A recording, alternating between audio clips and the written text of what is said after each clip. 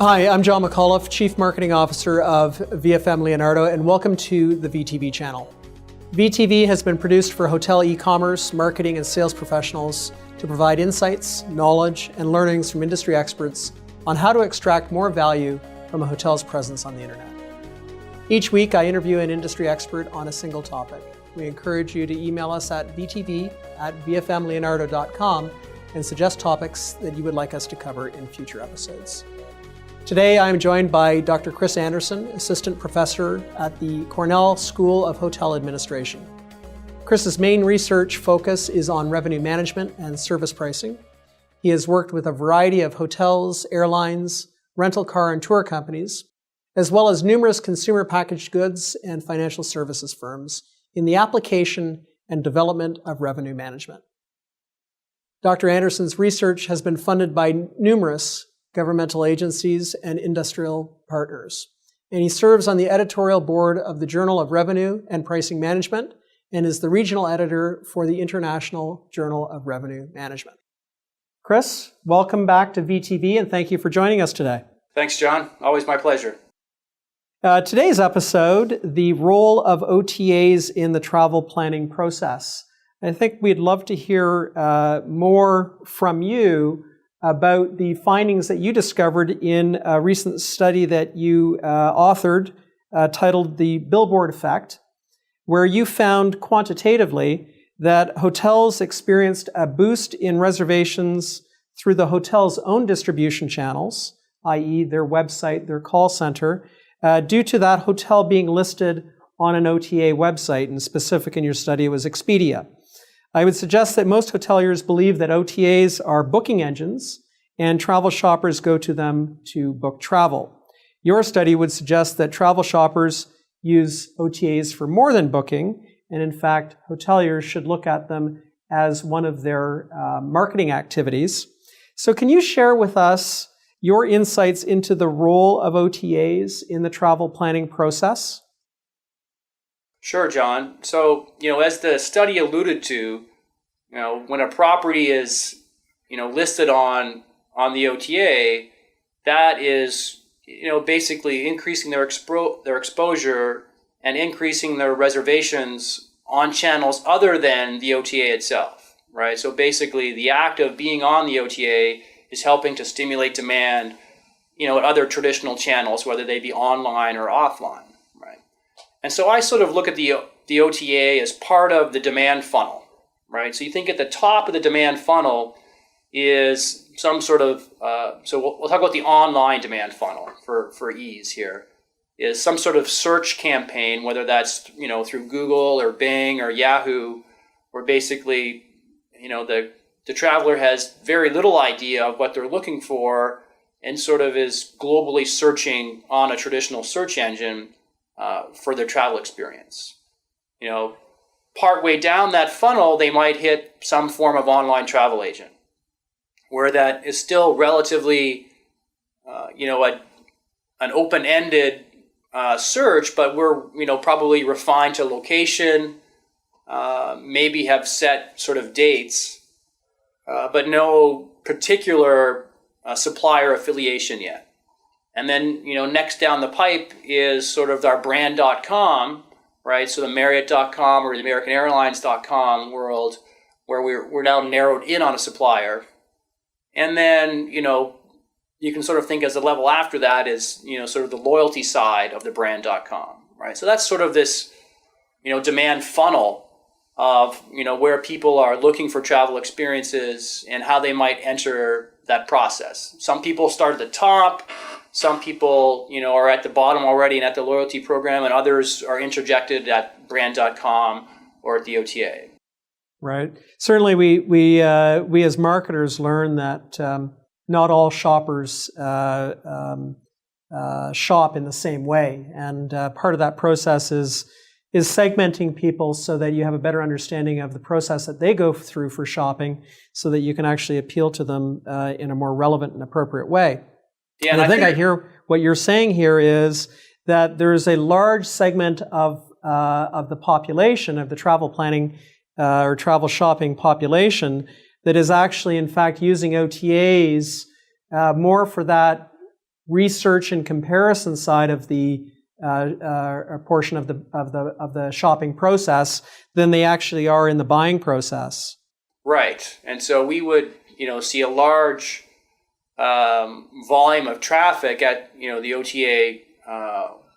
OTA level. So if you look at some of the work that comes out of, say, Compete.com, where they're sort of tracking panels of consumers, they've seen a dramatic increase, probably around 30 or 40% to traffic at the OTA level, as consumers are, basically still shopping for the experience at the OTA, with, a smaller subset of them actually booking a reservation at the OTA, right? So the OTA share of the overall market is in the small single digits.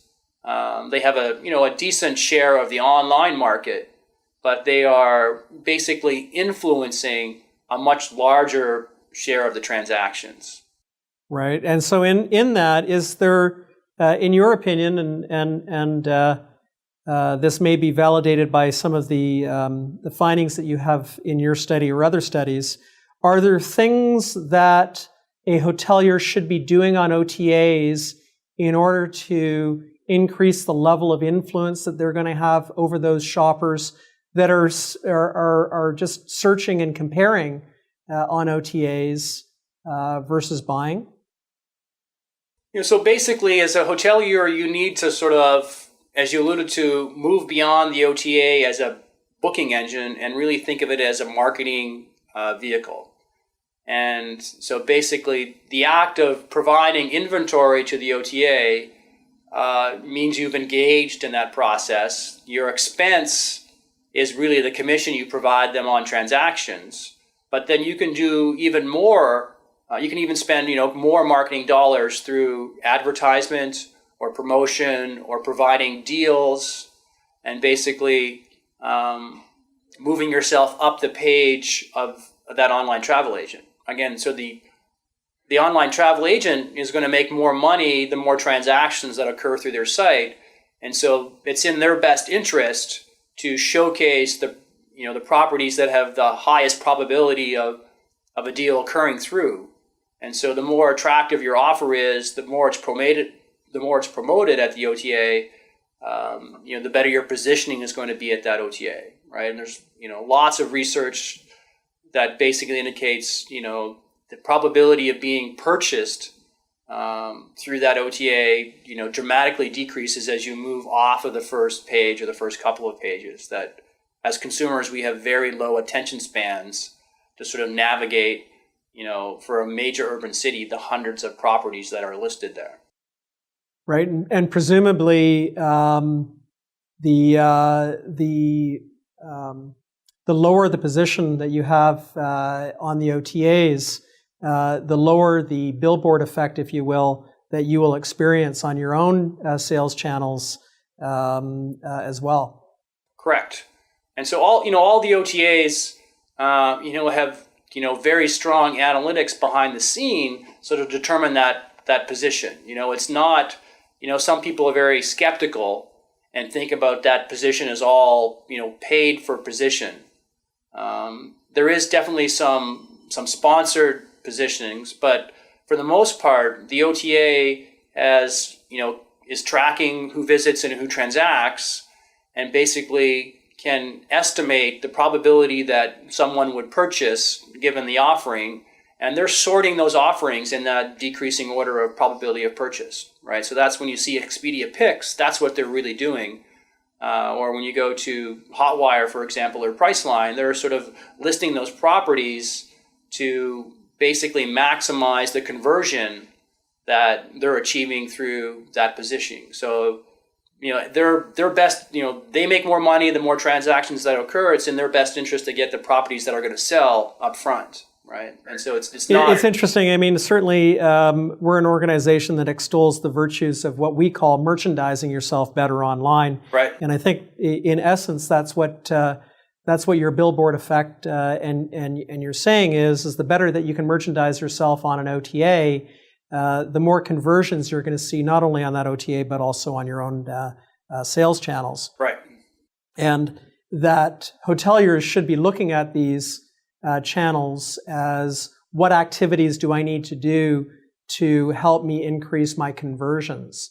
And I find that a lot of hoteliers, particularly in the e-business side of things, focus a lot of their marketing activities on driving people to their website and less investment on those activities that actually convert that traffic into people that are buying hotel rooms online. Correct. And to sum that up, I mean, your insights into what hoteliers can do to extract that value out of OTAs is more than just having their listing there, I think I'm hearing. You're also suggesting to them that they should take advantage of programs that get their hotel up front and center to the travel shopper in their planning process. Is that correct? At some level, right? So you need to, look at, all the OTAs have the opportunity for banner ads or advertisement down the right-hand side of that screen. So you should be looking at those as opportunities to increase your exposure and, have people directly link through to brand.com. At the same time, you also want to be competitive with those offerings on those sites such that when people see your listing with your competitors' listings, that they can sort of make that value comparison, right? So you want them for exposure and to move traffic to brand.com. At the same time, you want to make sure that they're understanding the value you offer versus your competition. And that's right. Really what the OTA brings to the front. It's not just the exposure, but it's just the opportunity for consumers to sort of see, other offerings. Right. And so that enhanced listing is the key to success there. Yes. Chris, thank you again very much for joining us on VTV. We enjoyed having you here today, and thank you for bringing those insights to our audience. Okay. Thanks again, John. To all the viewers out there, be sure to post your comments on this episode of VTV and subscribe to our feed to receive more valuable insights from industry experts.